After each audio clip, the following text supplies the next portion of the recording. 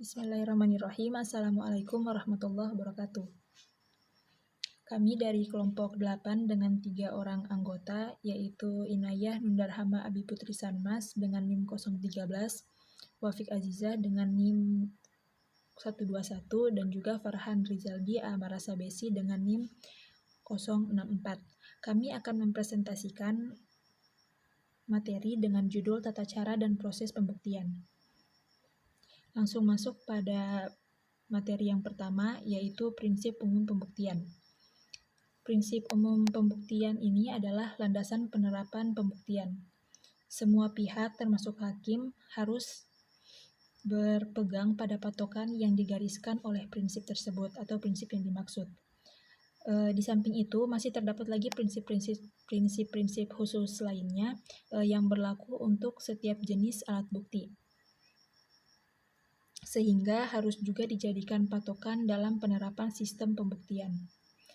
Namun, apa yang dibicarakan dalam prinsip umum merupakan ketentuan yang berlaku bagi sistem hukum pembuktian secara umum.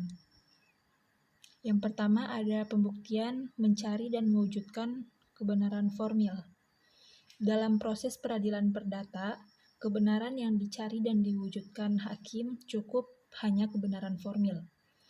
Dari diri dan sanubari hakim tidak dituntut keyakinan. Para pihak yang berperkara dapat mengajukan pembuktian berdasarkan kebohongan dan kepalsuan. Namun, fakta yang demikian secara teoritis harus diterima hakim untuk melindungi atau mempertahankan hak perorangan atau hak perdata pihak yang bersangkutan.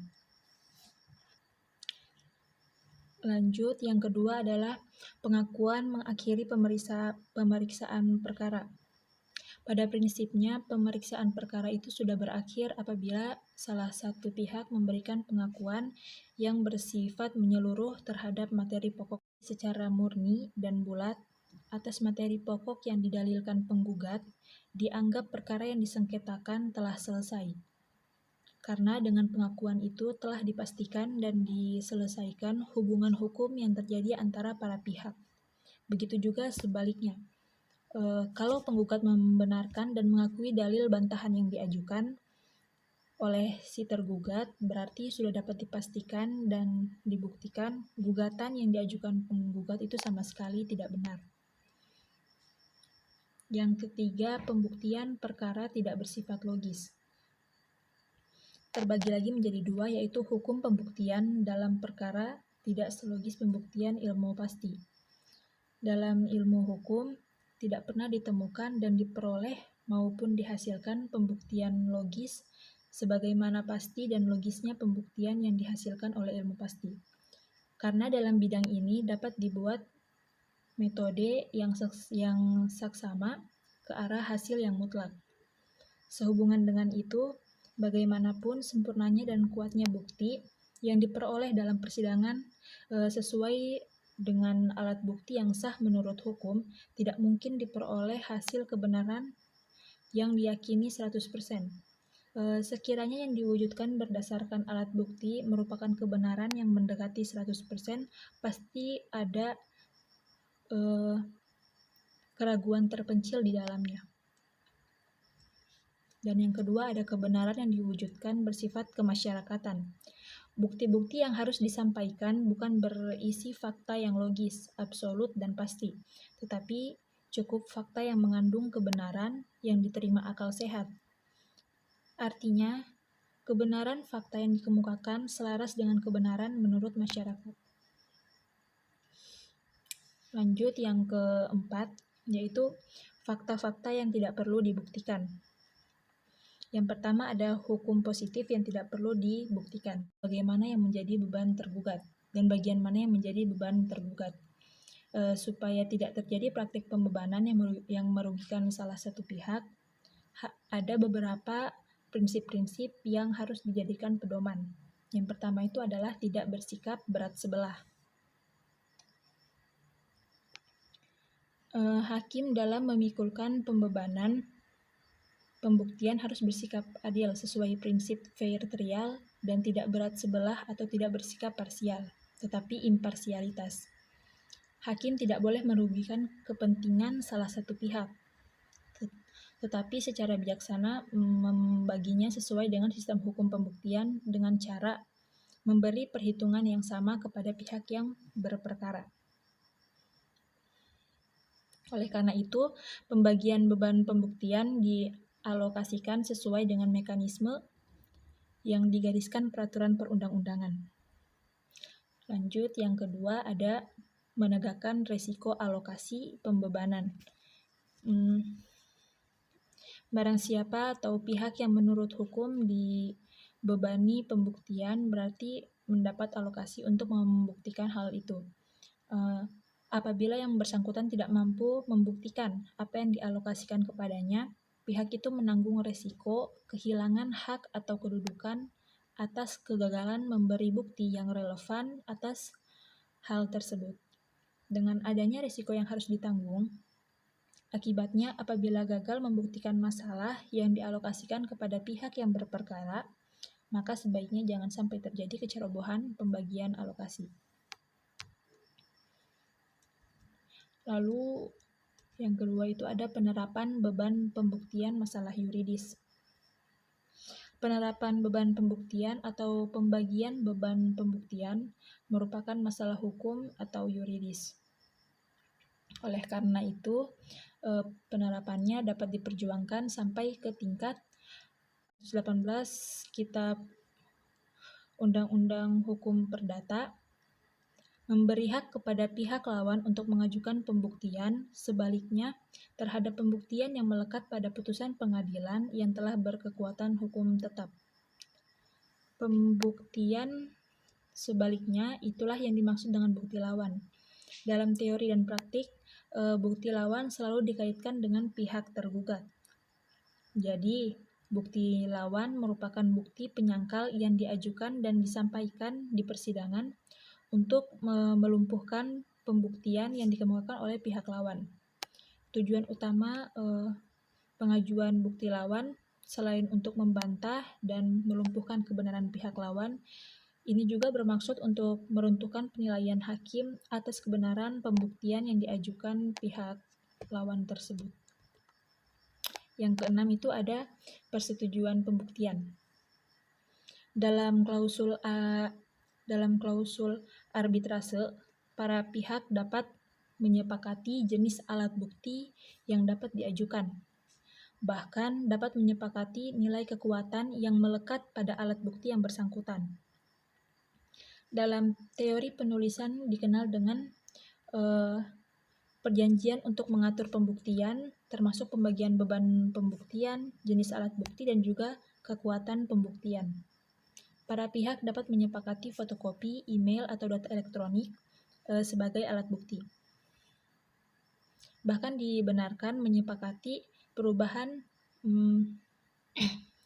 bila kekuatan pembuktian yang melekat pada keterangan saksi atau ahli bersifat sempurna atau mengikat.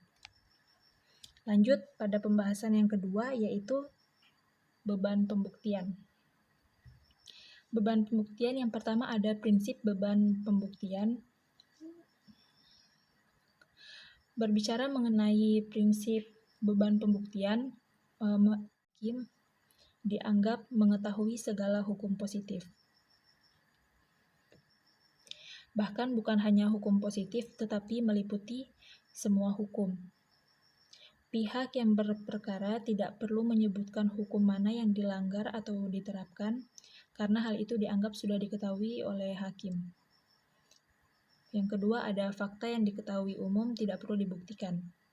Mengenai hal tersebut, dalam acara perdata tidak diatur secara tegas, tetapi telah diterima secara luas sebagai doktrin hukum pembuktian yang dikenal dengan fakta notoir. Hukum menganggap berlebihan jika membuktikan suatu keadaan yang telah diketahui oleh masyarakat hukum. Lanjut, yang ketiga ada fakta yang tidak dibantah tidak perlu dibuktikan. Sesuai dengan prinsip pembuktian, yang wajib dibuktikan itu ialah fakta yang disangkal atau dibantah oleh pihak lawan. Bertitik tolak dari prinsip tersebut, fakta yang tidak disangkal pihak lawan tidak perlu dibuktikan, karena secara logis, suatu fakta yang tidak dibantah dianggap telah terbukti kebenarannya. Tidak menyangkal atau tidak membantah itu dianggap mengakui dalil atau fakta yang diajukan. Kemudian yang keempat, ada fakta yang ditemukan selama proses persidangan tidak perlu dibuktikan.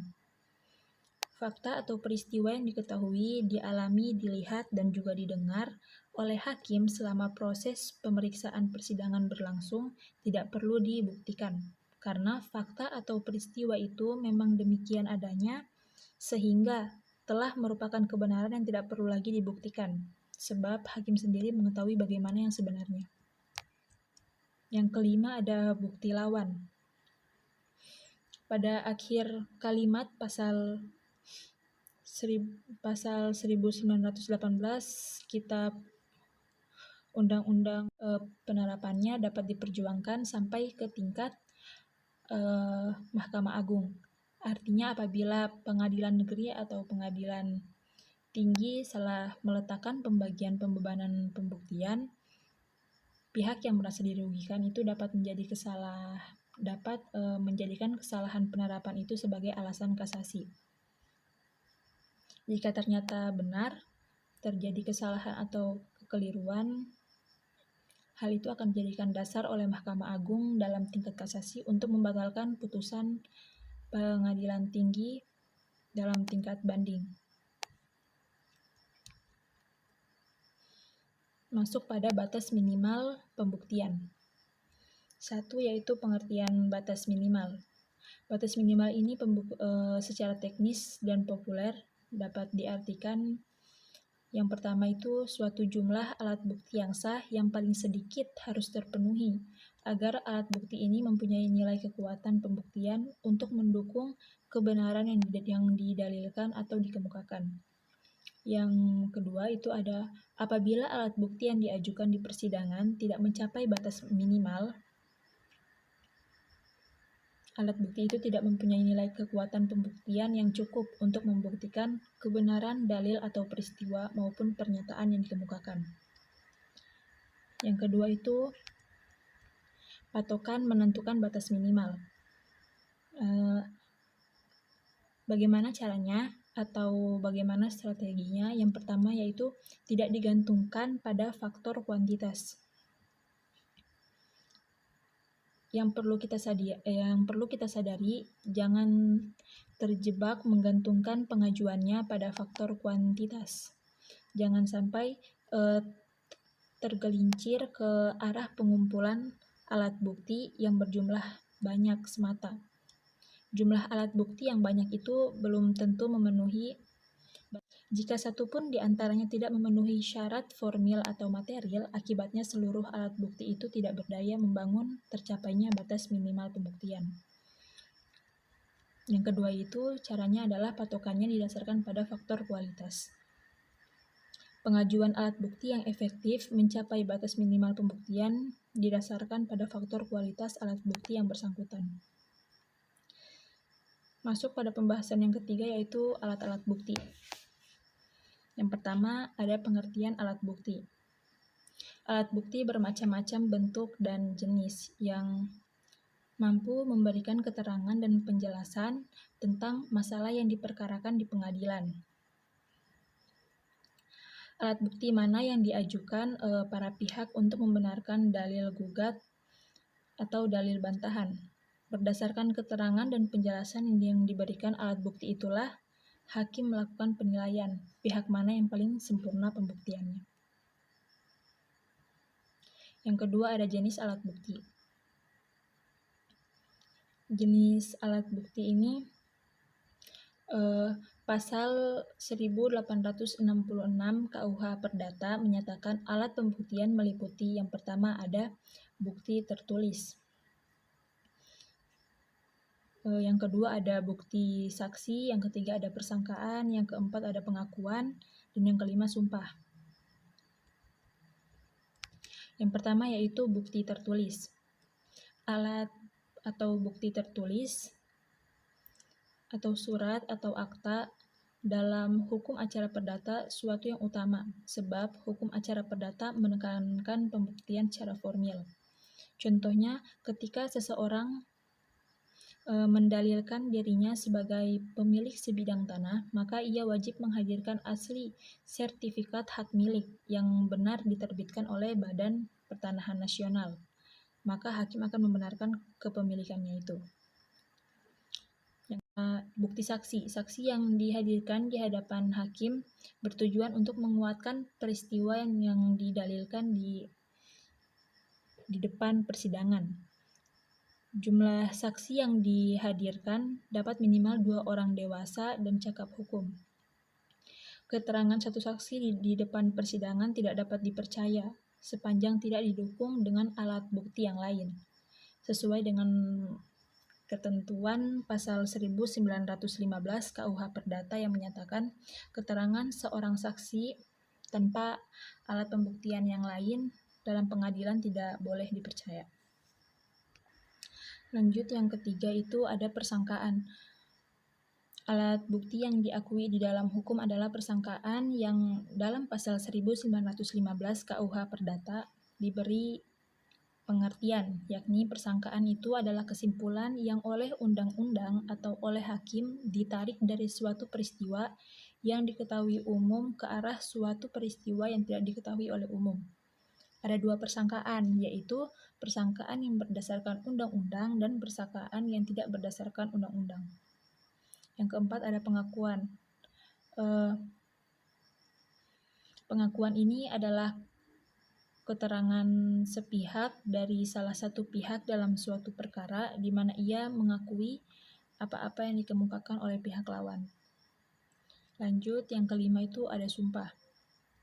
Menurut Hulman Panjaitan, dalam bukunya berjudul Kumpulan Kaidah Hukum Putusan Mahkamah Agung Republik Indonesia tahun 1953 sampai 2008, berdasarkan penggolongannya, halaman 50, menjelaskan bahwa sumpah diklasifikasikan menjadi 2 jenis, yakni pertama, sumpah yang dibebankan oleh hakim atau sumpah penambah, dan yang kedua ada sumpah yang dimohonkan pihak lawan atau sumpah pemutus.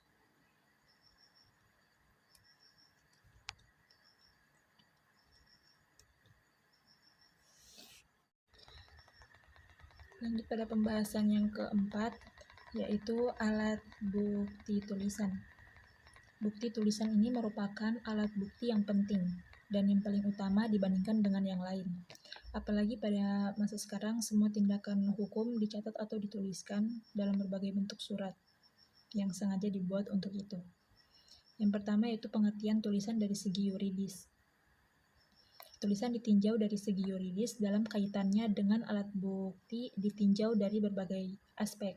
Yang pertama ada tanda bacaan berupa aksara, yang kedua disusun berupa kalimat sebagai pernyataan, yang ketiga ditulis pada bahan tulisan, dan yang keempat ditandatangani pihak yang membuat suatu surat atau tulisan yang memuat pernyataan atau kesepakatan yang jelas dan terang. Yang selanjutnya mencantumkan tanggal surat yang dianggap sempurna bernilai sebagai alat bukti tulisan atau akta. Yang kedua ada tanda tangan menurut hukum. Bentuk tanda tangan yang dibenarkan menurut hukum adalah yang pertama yaitu menuliskan nama penanda tangan dengan atau tanpa menambah nama kecil. Yang kedua yaitu tanda tangan dengan cara menuliskan nama kecil. Yang ketiga, ditulis tangan oleh penanda tangan, tidak dibenarkan dengan stempel dengan huruf cetak. Yang keempat, dibenarkan mencantumkan kopi tanda tangan si penanda tangan dengan syarat. Orang yang mencantum kopi itu berwenang untuk itu, dalam hal ini orang yang bersangkutan sendiri. Yang kedua adalah orang yang mendapat kuasa atau mandat dari si pemilik tanda tangan. Kemudian ada alat bukti surat atau tulisan. Surat merupakan alat bukti tertulis yang memuat tulisan untuk menyatakan pikiran seseorang sebagai alat bukti. Menurut bentuknya, alat bukti tertulis ini diklasifikasikan 2 jenis. Yang ketiga, ada syarat-syarat saksi.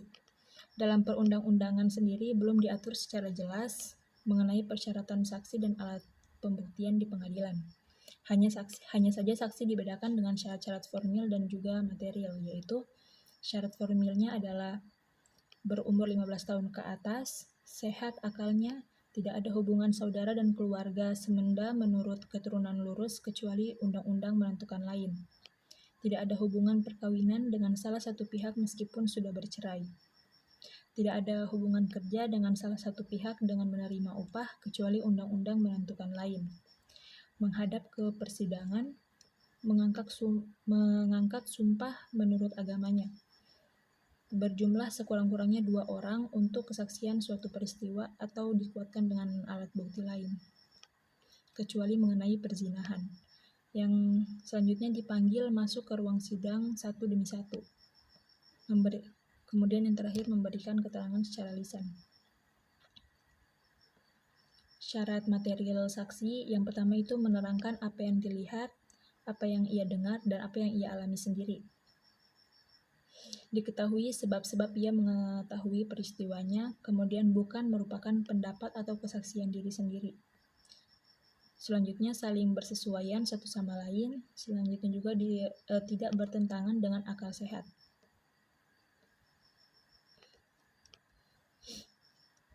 Selanjutnya, orang yang ditolak sebagai saksi. Orang yang tidak boleh didengar sebagai saksi menurut hukum perdata adalah yang pertama yaitu keluarga, saudara, dan keluarga semenda dari salah satu pihak menurut keturunan lurus. Yang kedua, istri atau suami dari salah satu pihak meskipun sudah bercerai. Yang ketiga, anak-anak yang tidak diketahui benar apakah sudah cukup umurnya 15 tahun atau belum.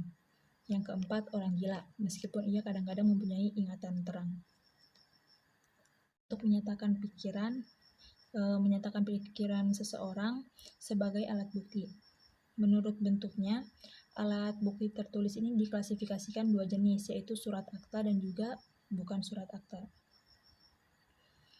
Kemudian ada akta otentik. Menurut Kamus Hukum, akta otentik itu adalah suatu akta yang dibuat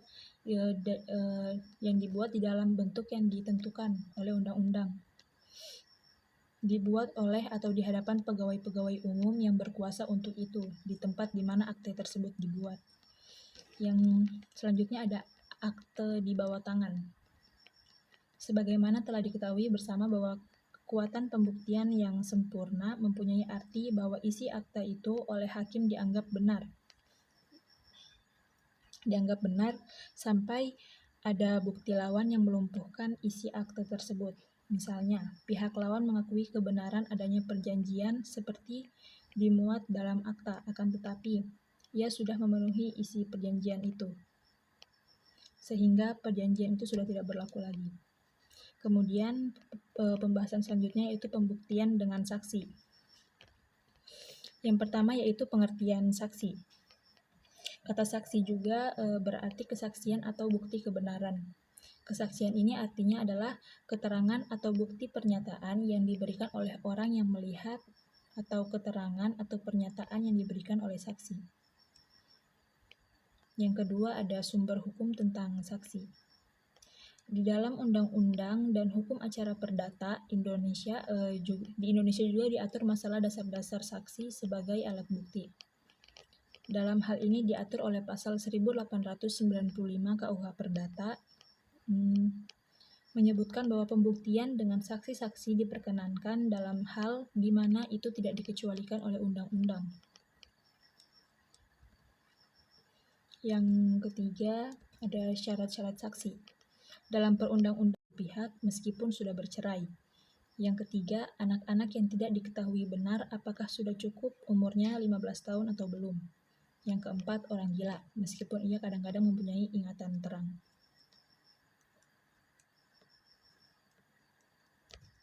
Selanjutnya yaitu ada 5 kewajiban saksi. Ada 3 kewajiban bagi seorang yang dipanggil sebagai saksi, yaitu kewajiban untuk menghadap, kemudian kewajiban untuk bersumpah menurut agama yang dianutnya, kemudian kewajiban untuk memberi keterangan. Yang keenam ada kekuatan pembuktian. Apabila saksi telah memenuhi syarat formil dan juga material, maka ia mempunyai nilai pembuktian bebas. Hakim bebas untuk menilai kesaksian itu sesuai dengan nuraninya. Hakim tidak terikat dengan keterangan saksi. Hakim juga dapat mempertimbangkan dengan cukup berdasarkan argumen yang kuat. Kemudian pembahasan selanjutnya yaitu alat bukti persangkaan. Persangkaan diatur dalam pasal 1915 KUH Perdata. Perbedaan secara akademik, kedudukan persangkaan sebagai alat bukti masih menjadi perdebatan oleh beberapa ahli hukum. Namun apabila mengacu pada ketentuan sebagaimana diatur dalam pasal 1866 KUH Perdata, dinyatakan dengan tegas bahwa persangkaan itu adalah alat pembuktian. Pada prinsipnya, yang dimaksudkan dengan persangkaan tidak lain adalah alat bukti yang bersifat tidak langsung. Dalam bahasa lainnya adalah persangkaan itu merupakan kesimpulan-kesimpulan yang ditarik oleh hakim dari suatu peristiwa ke peristiwa lainnya. Sehingga hal yang sangat menentukan adalah kemampuan individu hakim sendiri untuk dapat melahirkan persangkaan yang baik berdasarkan undang-undang maupun berdasarkan kenyataan. Oke, saya ucapkan terima kasih kepada dua rekan saya. Saya akan melanjutkan. Selanjutnya adalah G. Pengakuan. Sebagai alat bukti, pengakuan mempunyai dasar hukum sebagaimana diatur dalam pasal 174, 175, dan 176 HIR. Dan 311, 312, dan 313 RBG. Dan pasal 1923 sampai 1928 BW. Pengakuan masih diperselisihkan oleh para ahli hukum sebagai alat bukti. Profesor R. Subekti SH mengatakan bahwa tidak tepat memasukkan pengakuan sebagai alat bukti karena justru apabila dalil-dalil yang dikemukakan oleh pihak lain, maka yang mengemukakan dalil itu dibebaskan dari pembuktian. Sedangkan Profesor Scruton dan Lord Engines berpendapat bahwa pengakuan sebagai alat bukti merupakan hal yang tepat. Karena suatu pengakuan di muka hakim bersifat suatu pernyataan oleh salah satu pihak yang berperkara dalam proses persidangan. Oleh karena itu dalam pasal 174 sampai 176 HIR dan pasal 311 sampai 313 RBG, dan juga pasal 1923 sampai 1928 KUH Perdata telah ditetapkan bahwa pengakuan merupakan alat bukti. Maka demikian kepastian hukum harus dinyatakan bahwa pengakuan itu merupakan alat bukti yang sah menurut hukum. Menurut Profesor Dr. Sudikto Mertokusumo SH, bahwa pengakuan sebagai alat bukti dibagi dalam 3 bentuk sebagai berikut. Yang pertama, pengakuan murni dan bulat. Pengakuan murni dan bulat didasarkan atas patokan-patokan berikut, yaitu berupa penegasan pernyataan kehendak bebas dari fungsi memberi pengakuan yang dilakukan oleh salah satu pihak dalam pemeriksaan sidang. Yang kedua, pengakuan berkualifikasi. Pengakuan berkualifikasi adalah pengakuan terhadap dalil gugat yang dibarengi dengan syarat. Yang ketiga, pengakuan berklausula. Maksudnya adalah suatu pengakuan yang disertai dengan keterangan tambahan yang bersifat membebaskan. Atau dengan kata lain, pengakuan yang berklausula ini adalah jawaban tergugat yang merupakan pengakuan tentang hal pokok yang diajukan penggugat, namun diiringi dengan bantahan terhadap gugatan yang diajukan oleh penggugat. Pengakuan berkualifikasi dan pengakuan berklausula sebagaimana telah disebutkan pada huruf B dan C di atas, disebutkan juga pengakuan yang tidak murni atau pengakuan bersyarat. Sehubungan dengan pengakuan bersyarat, pasal 176 HIR 313 RBG telah menetapkan asas yang disebut on splitable affair, atau pengakuan bersyarat tidak boleh dipecah atau dipisah dengan cara menerima sebagian atau menolak sebagian lainnya. Nah, dengan demikian pengakuan bersyarat harus diterima secara keseluruhan. Nah, adapun rasio dan larangan memecah pengakuan bersyarat untuk menghindari cara-cara penerapan yang menimbulkan kerugian serta tidak adil dan tidak wajar bagi salah satu pihak. Syarat formil dan material dari alat bukti pengakuan. Yang pertama, syarat formil pengakuan. Yang pertama adalah pengakuan disampaikan dalam proses pemeriksaan sidang. Yang kedua, pengakuan diberikan oleh pihak material atau kuasanya. Yang kedua, syarat material pengakuan. Yang pertama, pengakuan yang diberikan tersebut langsung berhubungan dengan pokok perkara. Yang kedua, pengakuan tidak merupakan kebohongan atau kepalsuan yang nyata dan terang. Yang ketiga, pengakuan tidak bertentang dengan hukum, susila, agama, dan ketertiban umum. Yang selanjutnya adalah H. Sumpah di muka hakim.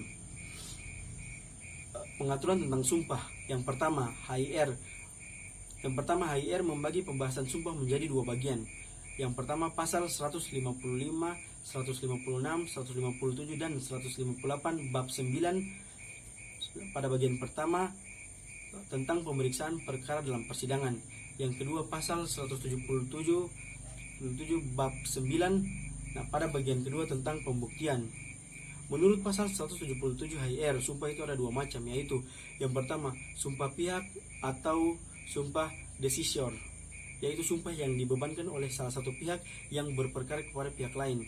Yang kedua, sumpah jabatan atau sumpah suppletoire, yaitu sumpah yang menurut jabatan diperintahkan oleh hakim kepada salah satu pihak yang berperkara.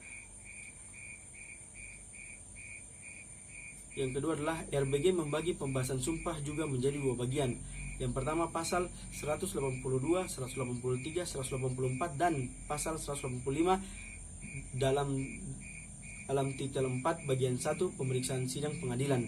Yang kedua, pasal 134 dalam titel 5 bukti dalam perkara perdata. Yang ketiga, KUH PER diatur dalam buku keempat bab 6 yang berjudul tentang sumpah di muka hakim dalam pasal 1929 sampai 1945.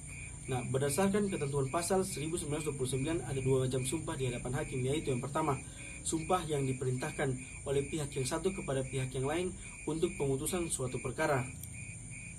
Sumpah itu disebut sumpah pemutus. Yang kedua, sumpah yang diperintahkan oleh hakim karena jabatan kepada salah satu pihak. Sumpah pemutus atau decisor aid merupakan sumpah yang diucapkan oleh salah satu pihak atas permintaan atau perintah pihak lawan. Syarat formil atas sumpah pemutusnya adalah tidak ada bukti apapun. Yang selanjutnya adalah sumpah tambahan yang diatur dalam pasal 1940 KUH PER. Secara garis besar sumpah ini diucapkan oleh salah satu pihak atas perintah hukum karena jabatannya. Tujuannya, dengan sumpah tersebut dapat diputuskan mengenai perkara atau jumlah uang yang dikabulkan.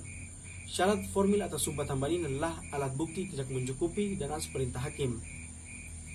Muhammad Yahya Harahap dalam bukunya yang berjudul Hukum Acara Perdata dalam kurung gugatan persidangan penyitaan pembuktian dan putusan pengadilan, cetakan pertama terbitan Sinar Grafika April 2005 pada halaman 746 menjelaskan bahwa syarat formil sumpah agar dapat dijadikan suatu alat bukti yang sah dengan memenuhi kriteria berikut ini. Yang pertama, ikrar diucapkan secara lisan. Yang kedua, diucapkan di muka hakim dalam persidangan. Yang ketiga, dilaksanakan di hadapan pihak lawan. Yang keempat, tidak ada bukti lain. I. Pemeriksaan setempat. Nah, minimnya pengaturan PS bukan permasalahan antara lain terkait tata cara pelaksanaannya dan penggunaan hasil PS dalam pengambilan putusan. Nah, padahal apabila kita melihat perkembangan saat ini, berdasarkan surat edaran Mahkamah Agung nomor 7 tahun 2001 dalam kurung SEMA 7/2001, perkara yang menyangkut objek tidak bergerak harus dilakukan PS. Konsekuensinya jika tidak dilaksanakan dapat menyebabkan putusan menjadi non executable. Dasar hukum dan definisi dari pemeriksaan setempat. PS diatur dalam HIR, RBG, dan RV, di mana ketiganya mengatur hal-hal yang tidak jauh berbeda. Pasal 153 HIR dalam kurung 180 RBG garis miring 211 RV mengatur bahwa jika ditimbang perlu ada atau faedahnya, maka ketua boleh mengangkat 1 atau 2 orang komisaris daripada dewan itu yang dengan bantuan panitia pengadilan negeri akan melihat keadaan tempat atau menjalankan pemeriksaan di tempat itu yang dapat menjadi keterangan bagi hakim. Nah, pendapat yang sama juga diaminkan oleh Mahkamah Agung melalui surat edaran nomor 5 tahun 1999 tentang biaya administrasi dalam kurung SEMA 5/1999 menyebutkan PS sifatnya sama dengan persidangan yang dilakukan di kantor pengadilan. Nah, tidak salah jika PS disebut sebagai objek perkara. Dengan alasan logis tidak mungkin objek tersebut dibawa ke dalam gedung pengadilan. Nah, tata caranya PS diatur dalam pasal 153 selanjutnya dalam pasal 180 RBG itu pasal 211 sampai 214 RV. Ketentuan-ketentuan tersebut tidak menjelaskan secara rinci bagaimana pelaksanaan PS di lapangan. Hal ini bisa menyebabkan pelaksanaan PS menjadi mengikuti kebiasaan para hakim di pengadilan yang bisa berbeda-beda satu sama lain. Nah, pada akhirnya tata cara ini akan berdampak pada validasi fakta yang ditemukan pada PS. Nah, coba saja kita bayangkan jika PS hanya dilaksanakan dengan meminta keterangan dari para pihak atau bukan alat bukti. Sudah pasti mereka akan menyebutkan sesuai dengan yang mereka tulis dalam gugatan atau jawaban. Nah, sebagai perbandingan, tata cara PS yang melibatkan saksi sebenarnya sudah diadopsi oleh salah satu peraturan di kementerian atau lembaga. Nah, dalam pasal 16 Peraturan Menteri Pertahanan Republik Indonesia nomor 34 tahun 2016 tentang pedoman pelaksanaan pemeriksaan setempat perkara perdata dan tata usaha negara di lingkungan Kementerian Pertahanan dan Tentara Nasional Indonesia atau Permenham 34/2016 yang menyebutkan bahwa pihak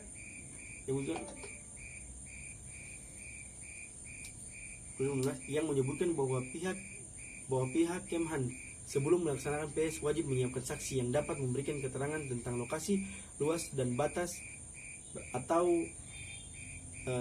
bangunan terkait objek perkara pada saat PS. Selanjutnya adalah kekuatan pembuktian. Nah, kemudian yang tidak kalah penting mengenai hasil PS, apakah dapat dijadikan dasar pertimbangan hakim? Jawabannya tentu saja dapat. Nah, dalam beberapa jurisprudensi yakni putusan MA nomor 1497 K/1983 MA 3197 K/1983 putusan MA 1777 K/1983 hasil PS dapat menjadi patokan hakim dalam menentukan luas, letak dan batas objek perkara. Nah, hal ini menurut penulis harus dikembalikan kepada asas pembuktian dalam hukum acara perdata, yakni asas pembuktian positif yang mencari kebenaran formil. Selanjutnya adalah J, pendapat ahli. Yang pertama, pengertian ahli. Nah, agar maksud pemeriksaan ahli tidak menyimpang dari yang semestinya, perlu dipahami dengan tepat arti ahli dikaitkan dengan perkara yang bersangkutan. Secara umum, pengertian ahli adalah orang yang memiliki pengetahuan khusus di bidang tertentu. Raymond Emerson menyebutkan specialist are as of knowledge. Pengertian itu hampir tidak berbeda dengan yang dikemukakan oleh Merriam-Webster Dictionary of Law. Nah, cuma jangkauannya lebih luas. Nah, jadi menurut hukum seseorang baru ahli apabila yang pertama memiliki pengetahuan khusus atau spesialis di bidang ilmu pengetahuan tertentu sehingga orang itu benar-benar kompeten di bidang tersebut. Yang kedua, spesialis itu bisa dalam bentuk skill karena hasil latihan atau hasil pengalaman. Yang ketiga sedemikian rupa spesialis pengetahuan, kecakapan, latihan atau pengalaman yang dimilikinya sehingga keterangan dan penjelasan yang diberikan dapat membantu menemukan fakta yang melebihi kemampuan pengetahuan umum orang biasa. orang biasa. Nah, dari pengertian di atas, tidak sembarang orang dapat diangkat sebagai ahli. Nah, apalagi jika dikaitkan dengan perkara yang sedang diperiksa. Spesialisasinya harus sesuai dengan bidang yang disengketakan. Apabila ahli yang diangkat tidak memiliki kualifikasi yang dikemukakan, pihak yang diperkara dapat mengajukan keberatan atau menolaknya. Nah, pasal 1866 Undang-Undang Hukum Perdata atau KUH Perdata, dan pasal 164 HIR yaitu yang pertama surat, yang kedua saksi, yang ketiga persangkaan, yang keempat pengakuan, yang kelima sumpah. Nah, secara formil ketentuan di atas memperlihatkan bahwa keterangan ahli berada di luar alat bukti. Nah, maka dari itu berdasarkan hukum pembuktian, ahli tidak memiliki nilai kekuatan pembuktian. Nah, dengan demikian melihat penjelasan di atas, pendapat ahli memiliki fungsi menambah alat bukti yang apabila alat bukti sudah mencapai batas minimal pembuktian. Nah, selain itu perlu diketahui juga bahwa nilai kekuatan pembuktian pendapat ahli masih kurang kuat, sehingga hakim hanya diperbolehkan mengambil pendapat ahli untuk menambah nilai kekuatan pembuktian yang ada. Hal ini dikarenakan ahli tidak termasuk dalam macam-macam alat bukti sebagaimana diatur dalam pasal 1899 KUH Perdata Jo. Nah, pasal 164 HIR sehingga tidak dapat berfungsi sebagai penambahan alat bukti yang tidak mencapai batas minimal pembuktian.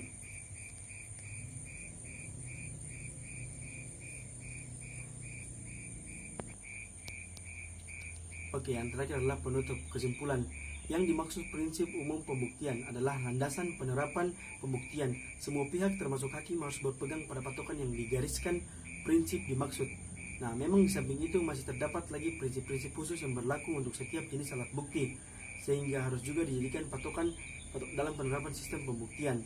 Namun apa yang dibicarakan dalam prinsip umum merupakan ketentuan yang berlaku bagi sistem hukum pembuktian secara umum.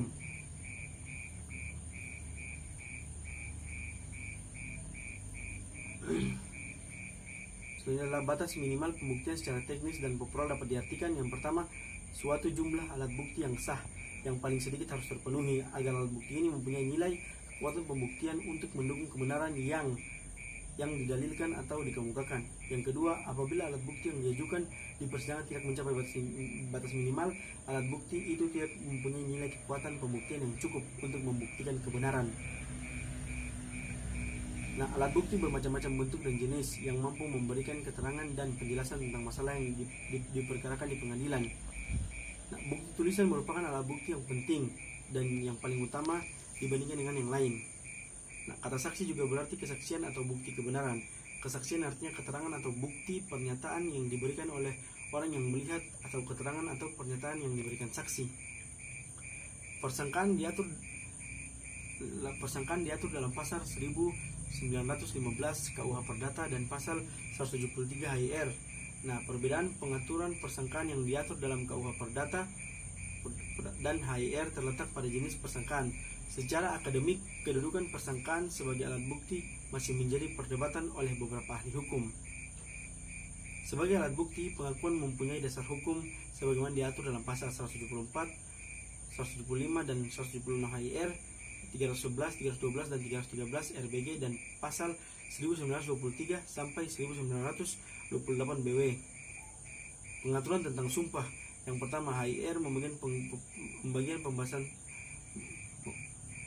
pengaturan tentang sumpah. Yang pertama, HIR membagi pembahasan sumpah menjadi dua bagian.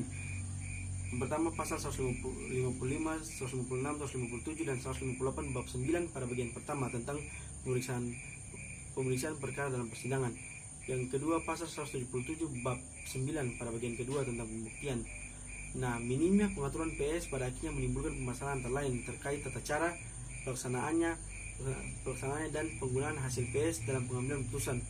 Padahal apabila kita melihat perkembangan saat ini, nah, berdasarkan surat edaran Mahkamah Agung nomor 7 tahun 2001 SEMA 7 garing 2001, perkara yang menyangkut objek tidak bergerak harus dilakukan.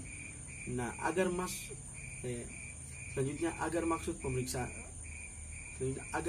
pemeriksaan ahli tidak menyimpang dari yang semestinya perlu dipahami dengan tepat perlu dipahami dengan tepat. Arti ahli dikaitkan dengan perkara yang bersangkutan. Secara umum, pengertian ahli adalah orang yang memiliki pengetahuan khusus di bidang tertentu. Pengertian itu hampir berbeda dengan yang dikemukakan oleh Merriam-Webster Dictionary of Law, cuma jangkauannya saja yang lebih luas. Oke, terima kasih teman-teman. Mungkin itu saja video penjelasan presentasi dari kami kelompok 8. Ya, wassalamualaikum warahmatullahi wabarakatuh.